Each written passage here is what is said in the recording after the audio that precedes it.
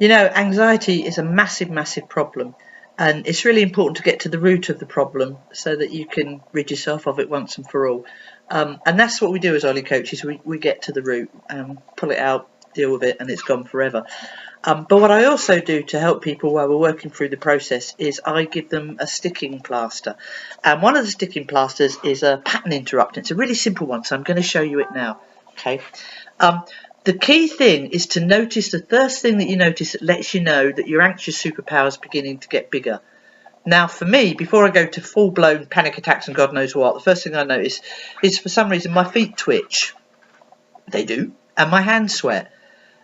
Within 10 minutes of that, I'll go to a full-blown panic attack if I'm proper anxious about something. So the key thing to notice, and just think about this now, is what is the first thing you notice that lets you know your little anxiety superpower is about to get massive and go into one?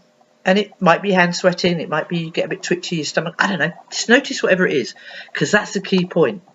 At the moment you notice that, what I want you to do, and this is really good if you've got kids, do this on kids, just notice what it is that lets you know they're about to, and you've got to get it right at the start.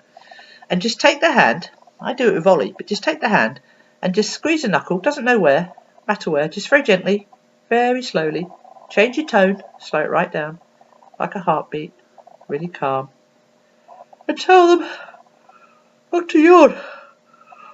Whatever they do, oh excuse me, don't yawn. And keep tapping the hand while you tell them, don't yawn, for God's sake, don't yawn. After a while, what will happen is, every time you tell them don't yawn, while you continually do this, and yawn yourself, because, you know, once you start, it's really hard not to. We're creating an anchor. What the subconscious is doing is recognising that touch with an uncontrollable desire to yawn. And when you're yawning, you're interrupting the anxiety pattern. So you're stopping him going from little, hand sweating, to massive, just by making him yawn. I call it putting anxiety back to sleep for a little while. Obviously, only do it where it's safe to do so, and it's okay for the child to yawn, because if they yawn enough, they might fall asleep, but hopefully not. But practice it. And all anchors are like muscles. The more you use them, the stronger they get. So, here's what you do. Notice the very first thing that lets you know that your child is, or your partner, because it works on everyone, is beginning to get anxious. The very first thing. Do not let anxious get big. It won't work then. You've got to get it right at the start. The moment it starts, just ask them to not yawn. Whatever they do, don't. That feeling when you just know you're going to yawn and you can't, you just have to have a proper yawn while gently just pushing.